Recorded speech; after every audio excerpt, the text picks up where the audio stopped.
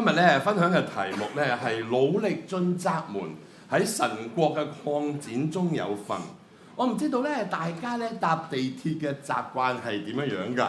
如果咧你知道咧嗰架車咧就嚟要開啦，你係咧會嗰啲係趕下一班車嗰啲人啊，抑或咧你會慢慢等下一班車嗰啲人㗎？不如我哋試下做投票啊！如果咧你見到哇架車就嚟開啦，你會盡量嘗試去衝去趕嗰班車嘅，你舉手。香港人都係心急嘅，係咪啊？係啦，如果你係嗰啲咧係，我會慢慢等下一班車嘅，你舉手。哇！原來我發現咧，我哋以為香港人心急㗎咋。我今堂第3堂咧，我發現其實我哋香港人唔係想像中咁心急嘅啫。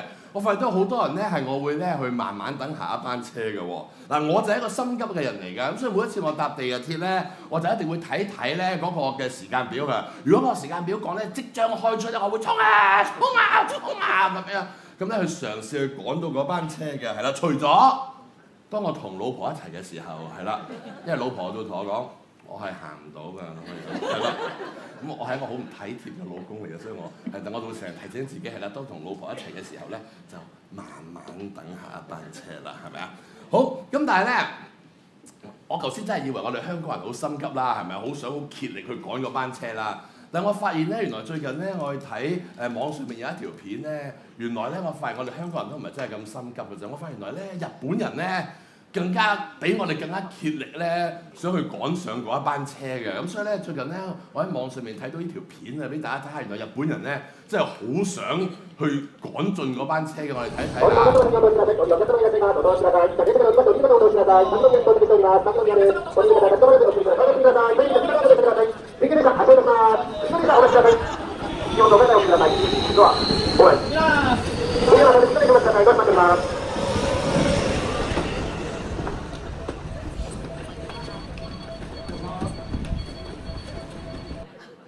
嗱，當我睇條片嘅時候咧，我發現哇，原來你都真係好想趕上嗰班車喎咁。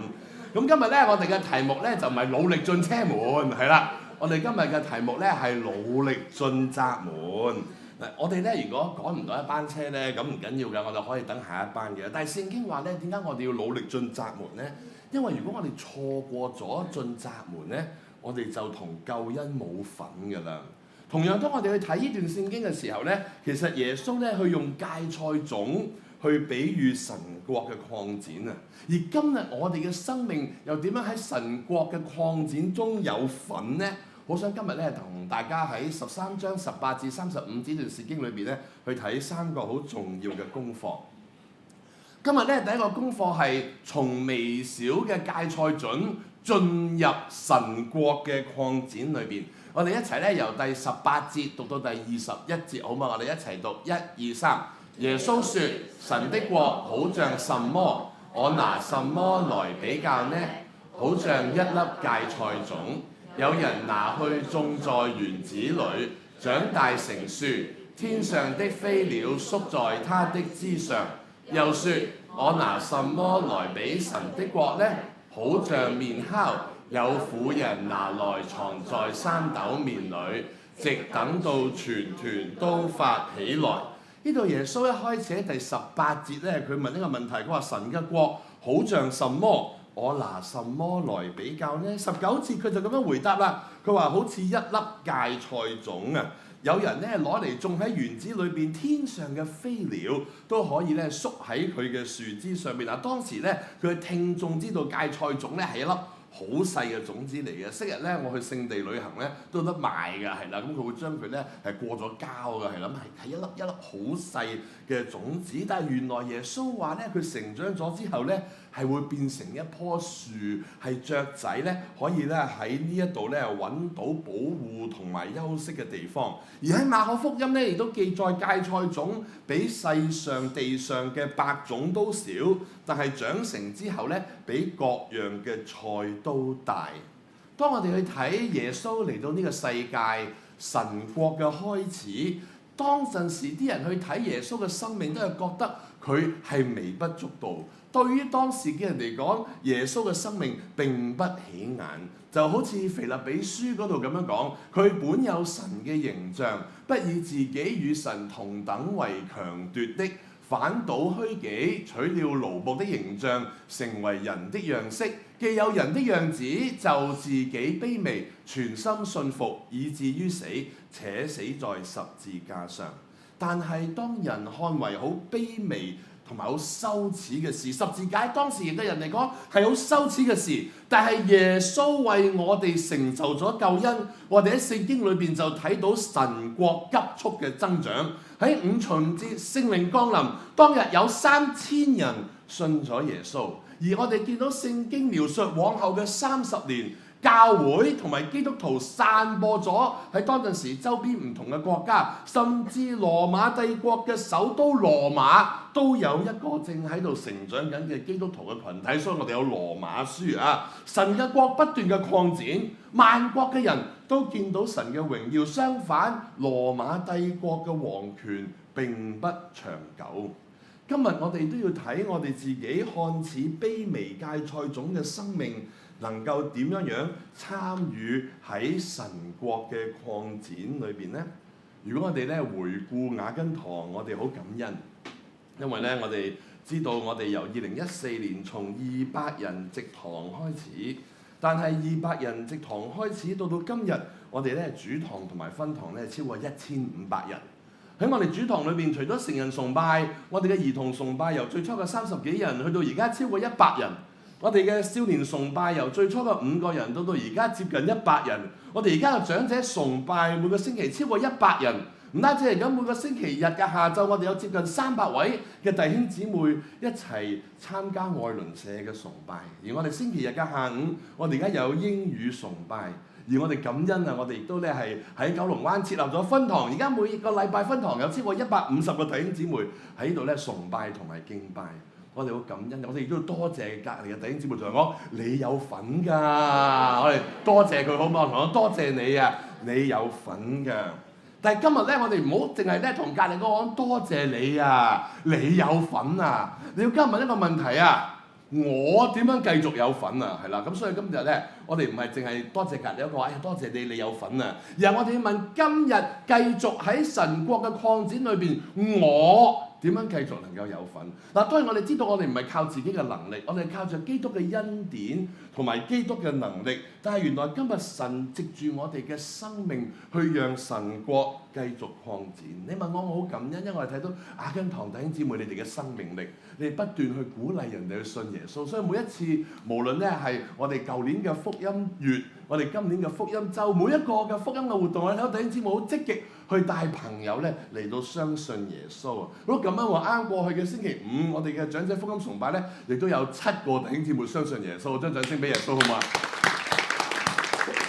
今日我哋點樣去繼續帶身邊嘅未信嘅家人、朋友、同事去相信耶穌呢？你同我都有份。我又唔知道有冇你啱啱帶咗人哋決志信耶穌嘅弟兄姊妹啊？如果有可能就係你要點樣有份就係鼓勵佢做栽培喎。我好中意弟兄姊妹成日去問阿牧者啊，我邊個朋友信咗你同佢做咗栽培未啊？咁我好多謝大家，因為我哋知道你知道唔係淨係讓佢決志就停喺嗰度，而你好關心你身邊嘅朋友信咗主之後，佢有冇繼續有栽培，有冇繼續嘅成長啊？之後可能你鼓勵嘅就係你嘅朋友去上信仰班，去上洗禮班，去接受洗禮喎。咁我感恩我嚟緊聖誕節我哋嘅洗禮有50個弟兄姊妹受浸喎，俾掌聲耶穌好唔好啊？所以我哋要分2場啊，係啦。咁我亦都知道有一啲你願意讓出嘅空間去參加第2場，我都知道嘅。聖誕節係比較困難嘅，要大家參加第2場，因為可能大家夜晚有嘢做。但係我好想都首先再多謝我哋嘅同工，因為你走嘅時候去食聖誕大餐，我哋嘅同工繼續會留喺度嘅。多謝我哋同工，好唔好啊？但係我哋為咗福音嘅緣故，我哋好感恩，我哋有2場嘅浸禮。當佢哋洗得禮嘅時候，可能你又繼續鼓勵佢哋去迎新12課，係咪？每一次迎新12課我都好感恩，因為我一坐喺身邊嗰一個就問你係邊個嘅朋友，跟住佢就話我係邊個帶嚟㗎？你係邊個嘅朋友？我係佢個同事。你問我睇到弟兄姊妹不斷去鼓勵你身邊係信咗主嘅朋友去成長，跟住去讓佢哋繼續去成為耶穌嘅門徒，去參加門女。今日原來你同我都喺神國嘅擴展裏邊有份。但係原來神國嘅擴展唔係淨係講緊人數嘅增長，神國嘅擴展亦都係講緊生命嘅改變。如果我哋睇第20節啊，20節呢度咧，耶穌話：我拿什麼來比神的國咧？好像麵酵，有婦人拿來藏在3斗麵裏，直等全團都發起來。當咧焗麵包嘅時候，你會擺一啲咧好唔起眼嘅麵酵落去啲麵粉嗰度㗎嚇，係啦，1斗咧係7公斤啊。3斗麵粉咧係21公斤嘅麵粉啊！嗰度咧其實咧焗咗嗰啲包咧食好多人㗎，係啦。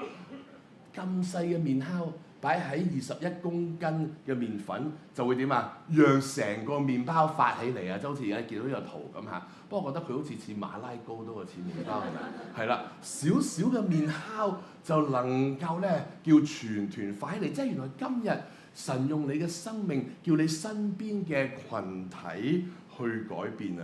而今日可能我哋一個好唔起眼嘅生命，又點樣被神使用去讓我哋身邊嘅群體嘅生命帶嚟改變？嗱，你問我，我好感恩啊！我咧最近喺少年崇拜啦，我就見到原來有一個少年人咧，佢本來係咧佢咧成間學校得佢自己一個返教會嘅啫，但係點知佢返到去學校之後咧，佢不斷叫佢啲同學返教會喎，漸漸地咧。佢所有嘅同學咧都有個昵稱嘅，啲人咧去到少年崇拜咧就會用佢學校個名去稱呼佢啲同學㗎啦，即係就話呢個又係嗰間學校㗎啦，呢個又係嗰間學校啦，呢個又係嗰間學校，哇咁多都係嗰間學校嘅咩？原來全係有一個少年人帶翻嚟嘅。你見到咁樣就係咧，佢哋都開始做門女喎。所以最近喺一個嘅朋友日裏邊咧，係呢一個少年人嘅朋友作為一個少年門徒去上去講佢生命嘅見證啊！你就見到好似嗰啲嘅麵酵咁樣樣，當佢可能好細小，但係原來佢就喺佢個群體嗰度發生改變，去改變佢群體嘅生命。同樣有時我見到弟兄姊妹喎，我就問啦：咦，點解你識佢嘅？係啦，點解你又識佢嘅？哦，我係邊個同事嚟㗎？我哋咪一齊坐咯咁。跟住我就話：咦，咁點解你又坐埋一齊嘅？嘿，我同佢都係同事嚟㗎。原來好多時咧，我見到弟兄姊妹，我唔知咧，原來見你哋坐埋一齊嘅時候咧，原來你哋全部係同事嚟嘅。跟住我就發現原來係本身有一對基督徒夫婦喺佢公司裏邊不斷去同人哋傳福音，跟住就將佢公司好多人都帶咗翻嚟。啊，原來一啲好細嘅麵酵，但係你被神使用進入你嘅職場，你就能夠去改變你職場嘅人嘅生命，叫佢哋都一齊信耶穌。所以今日原來神國嘅改變唔係淨係講緊人數嘅增長，亦都係講緊生命嘅改變。所以今日我亦都問自己。今日我哋嘅生命又點樣為周邊嘅群體帶嚟改變？今日神將一啲乜嘢人擺喺我哋嘅心裏邊作為我哋嘅感動。神可能差遣我哋翻去我哋嘅家庭，翻去我哋嘅學校，翻我哋嘅職場，翻我哋嘅群體。可能你覺得自己都係好渺小，好似一啲嘅麵酵，但係原來神要用你嘅生命去為你身邊嘅群體帶嚟改變。所以今日我哋唔好睇小我哋自己，因為我哋知道我哋唔係我哋靠自己，而係靠住福音嘅大能，我哋就去改變我哋身邊周邊嘅群體。今日神又將一個乜嘢嘅感動擺喺你嘅生命裏邊，讓你嘅生命去點樣去改變一個身邊嘅群體。最近咧，我又同另外一個教會嘅一位嘅媽咪去分享啊，原來咧佢有一個媽咪小組嘅，跟住咧。佢原來藉住佢自己去點樣樣咧，去同兒女帶兒女信耶穌嘅心得，去祝福身邊嗰啲嘅媽咪。跟住我先發現，我有一個朋友嘅太太，原來係佢個組員嚟嘅。啊，我就發現原來嗰位太太生命嘅改變係因為原來喺教會有位媽咪願意將佢喺神裏邊點樣去教養孩童嘅經驗去同人哋分享，就影響佢身邊嘅媽咪啦。所以今日好重要，神究竟將俾你嘅感動擺喺邊個群體，讓你去改變嗰個群體嘅生命。而今日第二個功課係我哋努力進窄門嘅生命。我哋由22讀到30節，好唔好？我哋一齊讀1、2、3。耶穌往耶路撒冷去，在所經過的各城各鄉教訓人。有一個人問他說：主啊，得救的人少嗎？耶穌對眾人說：你們要努力進窄門。我告訴你們，將來有許多人想要進去，卻是不能。及至家主起來關了門，你們站在外邊叩門，說：主啊，給我們開門。他就回答說：我不認識你們，不曉得你們是從哪裏來的。那時你們要說：我們在你面前吃過喝過，你也在我們的街上教訓過人。他要說：我告訴你們，我不曉得你們是哪裏來的。你們這一切作惡的人，離開我去吧！你們要看見亞伯拉罕、以撒、雅各和眾先知都在神的國裏，你們卻被趕到外邊，在那裏必要哀哭切齒了。從東、從西、從南、從北，將有人來，在神的國裏坐席。只是在後的，將要在前；有在前的，將要在後。當我哋咧去睇呢段嘅聖經咧，耶穌知道自己將要去耶路撒冷，因為佢要喺耶路撒冷為我哋釘十字架。但係其實佢喺途中仍然好努力咁去宣講。點解佢好努力嘅宣講？因為佢仍然想帶俾人哋悔改同埋回轉嘅機會。之前我哋都讀過耶穌呢個心，佢去到好多唔同猶太嘅嗰啲嘅地方，就係好想讓人悔改同埋回轉。喺呢個時候有一個人問耶穌，佢話：耶穌，得救嘅人少嗎？點解咁問呢？原來因為根據猶太嘅文獻咧，將來喺末世裏邊咧，神要拯救所有以色列人啊！但係喺呢度佢見到唔係喎，有好多人反對耶穌嘅喎，而真係忠心跟隨耶穌嘅人都唔係好多嘅啫喎。但係耶穌嘅回應好得意，耶穌話：你唔好睇，你唔好將個焦點擺喺幾多人得救先，你要將焦點擺喺你自己嘅生命啊！你自己嘅生命點樣回應福音？你唔好去浪費時間去諗將來會有幾多人得救。你首先要確保你自己嘅生命係一個得救嘅生命啊！嗱，喺呢度唔係話我哋靠自己嘅能力同埋努力能夠進入神嘅國，我哋每一個都係靠耶穌基督嘅恩典先能夠進入神嘅國。但係當喺恩典嘅裏邊，我哋嘅回應係需要努力竭力、全心全意咁去跟隨耶穌，我哋嘅生命先能夠得救。所以耶穌話：將來有許多人想要進去，卻是不能。喺度耶穌用咗個家主嘅比喻，家主係把守家門，亦都係決定邊個能夠入去食筵席嘅人。原來將來唔係所有人都入到去嘅，家主會關門，然後同佢哋講：我唔識你哋啊！但係到嗰陣時咧，嗰啲人會話啦：唔係喎，耶穌，我曾經喺你面前吃過喝過，你亦都咧喺我哋嘅街上面教訓過人㗎。嗱，吃過喝過咧，其實如果我哋睇翻咧喺聖經裏邊，耶穌同好多人交往㗎，佢都同過好多唔同嘅群體同台食飯，表示耶穌對呢啲群體嘅接納。耶穌甚至試過應邀咧同嗰啲敵擋佢嘅法利賽人一齊食飯嘅。但係我想講，單單食飯係唔夠㗎，單單同過耶穌食飯係唔夠㗎。當耶穌同稅吏食飯嘅時候，啲人問耶穌：點解你要同罪人食飯啊？耶穌話：我係想佢哋悔改啊！所以當利未本來係一個稅吏，當佢願意跟隨耶穌嘅時候，佢話：我願意撇下所有，起來跟從耶穌。原來今日真正邊個能夠進入神國，唔係淨係同耶穌食飯嗰啲，同耶穌食過飯唔夠㗎。你係要真正撇下所有，起來跟從耶穌，你就能夠進入。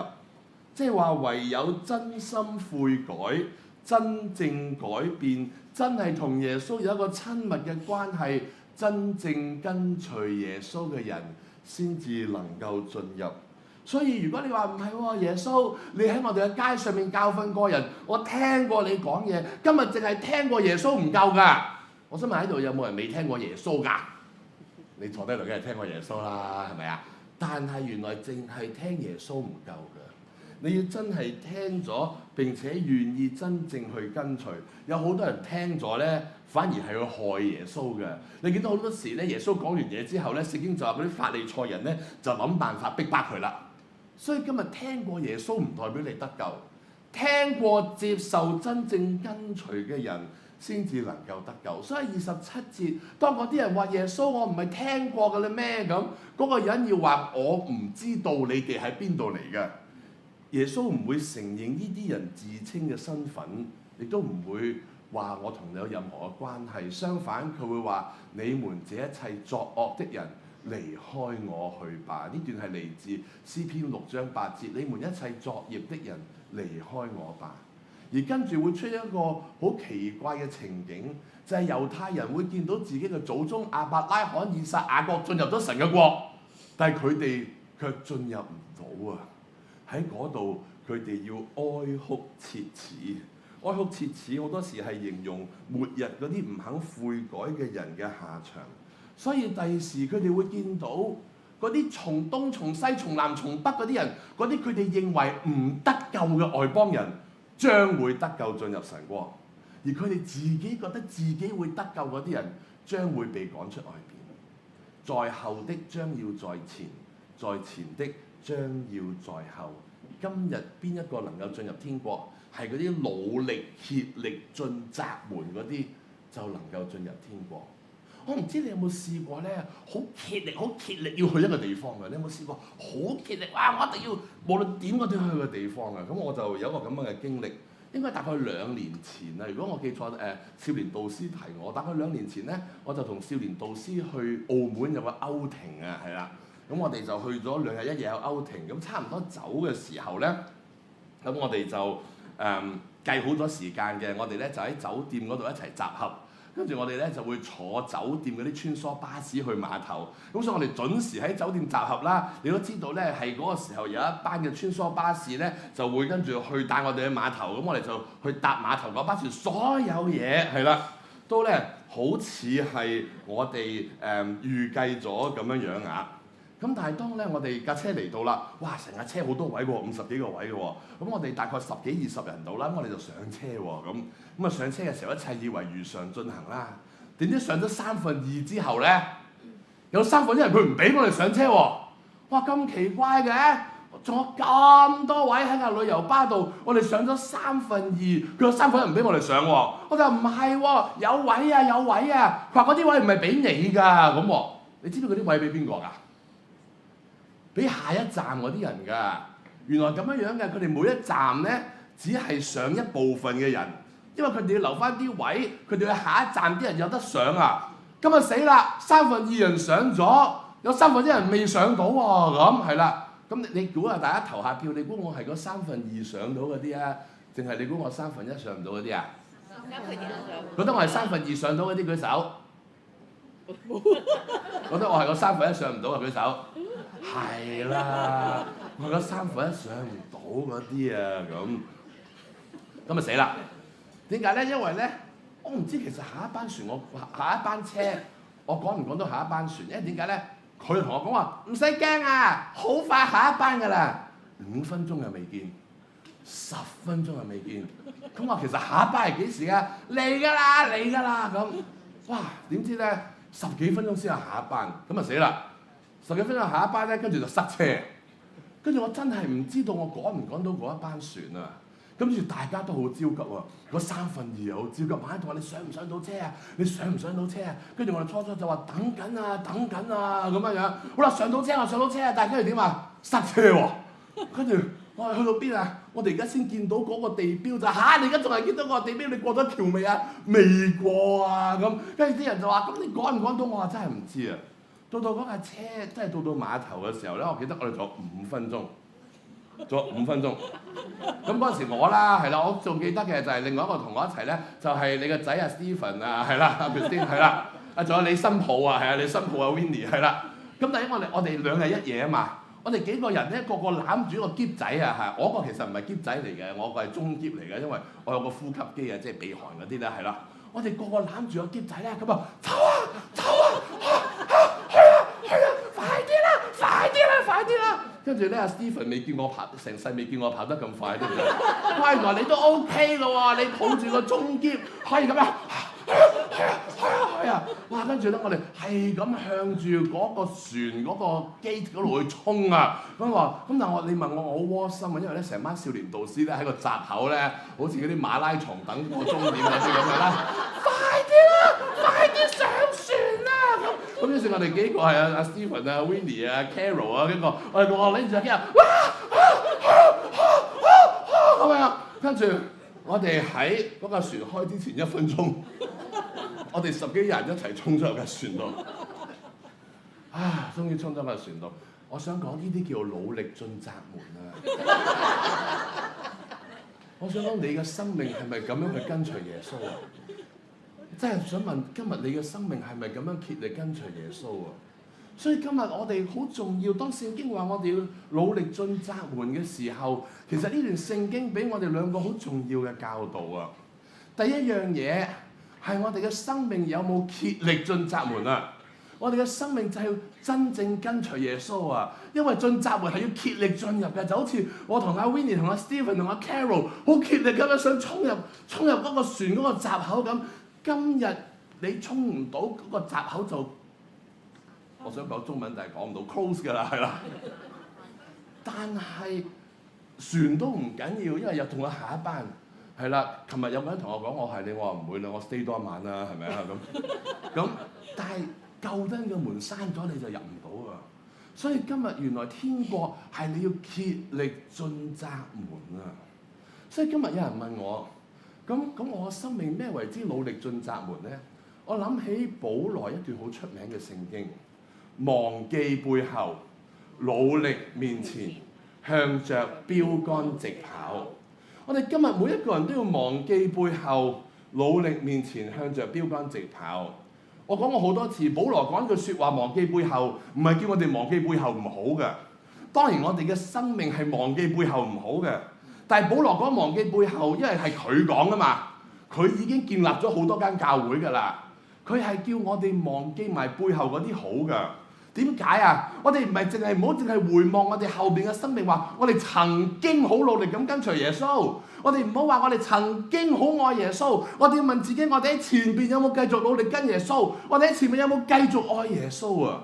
所以忘記背後係忘記埋背後好嘅嘢。你今日只係得一個目標，就係向着標竿直跑。就好似我喺澳門碼頭咁，我係向香港嗰班船嘅閘口直跑。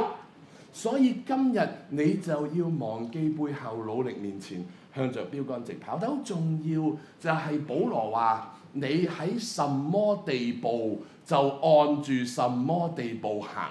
今日你嘅信仰生命喺乜嘢地步，你就竭力繼續嘅成長。今日如果你初信嘅，快啲做栽培。如果你啱啱初信冇人同你做栽培，你揾梁牧師得唔得啊？因為梁牧師管理得唔好，一定同你做栽培，好唔好啊？今日你做咗栽培嘅，你快啲上信仰班，快啲上教會學校，快啲成長，快啲咧去受浸上洗禮班。你上咗洗禮班之後，快啲上迎新12課，快啲加入小組，快啲有小組生活，有人同你同行。你入咗小組之後，快啲成長，同小組一齊侍奉，一齊咧去經歷神。跟住咧，下一次有機會你就參加門女。你如果參加咗門女，你喺裏邊努力成長，努力作主門徒。跟住咧，你門女畢咗業之後，唔係停咗喺度喎，係繼續叫其他人成為門徒啊！所以今日無論你喺咩情況，你要繼續努力面前，向着標竿直跑。就好似喺教會學校，我哋成日講話，梗有一科啱你讀㗎。但係如果你話唔係啊，梁牧師，我真係覺得冇一科啱你讀，咁就有一句啱你，就係梗有一科啱你教㗎。所以今日你就向着標竿直跑，你要努力進窄門。但係我想講第二樣嘢啊，第二樣嘢就係我哋唔單止係我哋嘅生命努力進窄門啊，我哋要同我哋嘅弟兄姊妹一齊努力進窄門啊！我想講，我喺澳門嘅時候，我有同行者㗎，係咪啊？我自己好辛苦咁樣衝去個閘口嘅時候，我有 Stephen， 我有 Winnie， 我有 Carol。Stephen 就真係好驚我暴斃啊！佢話你得唔得啊？你仲頂唔頂得順啊？哇，頂得順㗎，頂得順㗎！你加油啊，加油啊！就嚟去到閘口㗎啦！咁我哋就衝入嗰個閘口。有同行者同你同行呢條努力進窄門㗎。我哋另外嗰2/3導師冇入咗個船度，開心話我理得阿肥成入唔入到隻船啊？關我咩事啊？唔係，佢哋喺度找到啊！快啲啦，仲有1分鐘啊！咁我成日諗咧，如果到時咧，如果我真係趕唔到咧，佢哋會唔會幫我擋住道門先咯？我冇問過呢條問題啊，啱啱諗㗎咋，係啦。但係佢哋會喺度話：快啲啊！快啲啊！你得㗎，你趕到㗎咁。跟住我摸住個咁大嘅中篋，加埋我自己個肚腩，就向嗰個閘口飛奔。今日你需要有同行者啊！你需要有同行者同你一齊同行呢條努力進窄門嘅生命。所以今日我想講，你唔好再怪你嘅組長啦。如果今日個組長個禮拜問你翻咗崇拜未，你感恩咗咁個組長問你翻唔翻崇拜啊？如果今日你個組長問你今個禮拜翻咗小組未，你感恩有個組長叫你翻小組。今日如果你個組長問你做咗門女未，你唔好同我講，你又叫我做門女。你感恩你有個組長咁樣同你一齊成長。如果今日有弟兄姊妹同你一齊去鼓勵你成長，你要感恩，因為佢係同你一齊努力進窄門嘅恩典啊！所以我哋俾掌聲，我哋嘅組長好唔好啊？所以原來今日努力進窄門係我哋自己忘記背後，努力面前向着標杆直跑。但係同樣今日我哋就鼓勵我哋身邊嘅弟兄姊妹都一齊努力進窄門，向着標杆直跑啊！你問我成日好感恩嘅，因為咧我成日見到咧喺確據班就見到啲信咗好耐嘅人啦，係啦。咁我就問，其實你應該10年前洗咗禮㗎啦喎，你喺度做咩啊？咁我同我朋友一齊上啊，跟住我又見到有一次喺分堂上12課，又見到有個主堂嘅肢體喎。我話呢個係分堂嘅12課，你又喺度做咩咧？佢話我個朋友咧返主堂太遠，我想佢喺分堂扎根，我特登帶佢嚟陪佢嚟分堂嘅12課。你問我睇到呢啲生命嘅見證，我好感恩，就係因為原來身邊有咁嘅朋友同你一齊去行呢一條天路。所以今日原來神唔係淨係預備我哋自己一個行嘅，今日神預備我哋身邊。所以你多謝你隔離嗰個好唔好啊？你多謝你隔離一個，同我多謝有你同行啊！而當我哋同佢同行嘅時候，我哋就一齊去同奔呢一條嘅天路。而今日去到今日第3點，我哋分享嘅咧喺困難挑戰裏邊堅持履行使命。我哋由31讀到35節啦，好唔好啊？1、2、3。正當那時，有幾個法利賽人來對耶穌說：離開這裡去吧，因為希律想要殺你。耶穌說：你們去告訴那個狐狸說：今天明天我趕鬼治病，第3天我的事就成全了。雖然這樣，今天、明天、後天我必須前行，因為先知在耶路撒冷之外喪命是不能的。耶路撒冷啊，耶路撒冷啊，你常殺害先知，又用石頭打死那奉差遣到你這裡來的人。我多次願意聚集你的兒女，好像母雞把小雞聚集在翅膀底下，只是你們不願意。看啊，你們的家成為荒場，留給你們。我告訴你們，從今以後你們不得再見我，直等到你們說奉主名來的是應當稱頌的。呢度有幾個法利賽人咧，同耶穌講喎，佢話你走啦，希律想嚟殺你啊咁。嗱，呢個可能係一個善意嘅提醒。嗱，呢個希律咧係加利利嘅分封王希律，佢係大希律嘅仔希律安提帕。之前咧有提過咧，佢因為耶穌覺得好困惑，因為有人話耶穌係施洗嘅約翰，跟住佢話施洗嘅約翰我唔係殺咗嘅咧，點解會有個耶穌嘅咁？亦都可能因為耶穌嘅名聲咧，而佢想殺死耶穌喎。不過亦都有啲嘅聖經學者認為咧，法利賽人呢一個威脅咧，可能出於自私嘅，因為佢想耶穌離開佢哋嘅地域啊。但係無論點都好，耶穌冇被呢一個威脅所嚇退。耶穌話咧，我過咗添，好。耶穌話咧，今天、明天我趕鬼治病，第3天我的事成全。耶穌話：我會繼續留喺呢個地方㗎，因為呢個地方有肉身有靈性嘅需要。我會繼續喺呢一度完成我要喺度完成嘅使命。不過佢都話：不過你翻去同嗰個狐狸講，我會留喺度做我要做嘅嘢。不過做完我就走㗎啦。點解呢？因為佢會繼續去耶路撒冷。嗱，呢度耶穌用咗一個好諷刺嘅形式去同希律講嘢嘅。佢話咧，耶路撒冷係常常殺害先知嘅地方，我亦都會喺嗰度去受害。所以希律你唔好貪心，殺先知嘅特權喺耶路撒冷嗰度。殺先知嘅地位亦都屬於耶路撒冷㗎，所以我做完我嘅嘢，我就會走㗎啦。但係如果我哋繼續睇嘅時候，我哋發現其實耶穌仍然好為耶路撒冷個心去悲哀嘅。佢好想耶路撒冷悔改。佢話：耶路撒冷啊，耶路撒冷啊，你常常殺害先知，又用石頭去打死嗰啲奉差遣嚟到你哋嘅。佢話：我多次願意去聚集，就好似母雞好想保護小雞啊，好想你哋免去嗰啲嘅災禍。耶穌話：我都好想你哋免去將來嘅審判。但係我哋知道，無論耶穌點樣去勸，耶路撒冷都冇改變，所以耶路撒冷亦都要面對佢將來嘅結局，就係聖殿嘅拆毀同埋被毀。因為嗰個聖殿唔能夠再稱為神嘅殿，因為彌賽亞去到佢哋嗰度，佢哋拒絕咗彌賽亞。當彌賽亞去到佢哋嗰度，佢哋拒絕咗彌賽亞，嗰度唔能夠再被稱為神嘅殿，直至佢哋願意承認耶穌係奉差遣嚟嘅時候，佢哋先至能夠得救。而當我哋去睇呢段聖經嘅時候，俾我哋有一個好重要嘅提醒，就係今日當我哋面對困難同埋挑戰嘅時候，我哋願唔願意去繼續履行使命？我哋睇到耶穌嘅生命係咪？面對威脅，佢係無懼威脅嘅。係啊，有威脅，但我會繼續留喺度完成我嘅使命。不過你放心，我完成我呢個使命之後呢，我會去耶路撒冷去完成我下一個嘅使命。呢個係耶穌嘅生命。無論喺呢一度佢嘅生命受威脅，甚至喺耶路撒冷佢將要被殺害，耶穌只係得一個目的，就係我嘅生命要履行神嘅使命。今日我哋都要問自己，我哋可能都喺困難挑戰裏邊。今日可能你有咩困難同埋挑戰？今日你可能你嘅困難同挑戰喺你屋企，可能你覺得啊，屋企真係好困難，同屋企人傳福音好困難，屋企嘅事令我好困難。今日可能你覺得你嘅困難喺職場，你可能覺得職場嗰啲嘅關係、職場嘅文化，甚至職場嗰種嘅壓力令你唞唔過氣。今日你嘅困難可能喺教會喎，可能係你侍奉嘅崗位、團隊嘅關係、弟兄姊妹嘅回應，甚至當我哋宏觀香港，可能你覺得而家香港都好困難。但係今日喺困難同挑戰裏邊，我哋願唔願意堅持履行使命？但係點樣叫我哋能夠堅持履行使命呢？我會去到今日嘅總結，我哋請敬拜隊。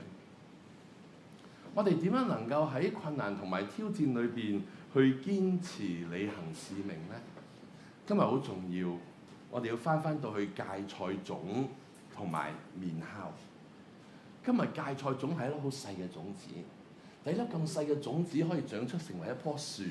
呢一棵樹咧，原來雀仔可以嚟到揾到安息，揾到保護。麵酵係一啲好細嘅物質，但原來擺喺一個好大嘅麵粉裏邊，會令呢啲嘅麵粉長成為麵包，能夠餵飽好多人。今日好在乎你嘅眼光係睇乜嘢嘢。如果今日你睇自己，只係覺得我係一粒芥菜種，我真係好渺小，我冇意思，我冇用。但係原來你嘅眼光轉一轉。唔係我哋有幾渺小啊，係神國同埋福音嘅大能有幾大嘅時候，你願意將你嘅生命被神使用，你就好似嗰棵芥菜種嘅樹一樣，能夠俾雀仔棲息，成為人嘅保護。今日如果你睇自己只一點嘅麵酵，覺得自己冇乜作用，但係原來當佢去到呢一個麵粉裏邊嘅時候，能夠叫21公斤嘅麵粉發起來，餵飽好多人。原來今日我哋睇自己只係啲麵酵，但係如果你睇嘅係神國嘅福音嘅大能，原來我哋嘅生命可以被神使用，叫好多人得着生命嘅平安同埋安慰。今日你嘅回應又係乜嘢嘢呢？不如我哋就用今日嘅回應詩去回應好唔好啊？於是大家再一次起立啊！我哋咧用呢首嘅詩歌，我同神講，無論今日你叫我去邊一度，我就願意去嗰度。今日你叫我哋嘅生命點樣成長，我就願意咁樣回應佢成長。讓我嘅生命縱然係微小嘅芥菜種，縱然係微小嘅麵酵，但係被神使用，就喺神國嘅擴展裏邊有份。唱之前呢，我哋同隔籬講好嘛？我哋一齊加油啊！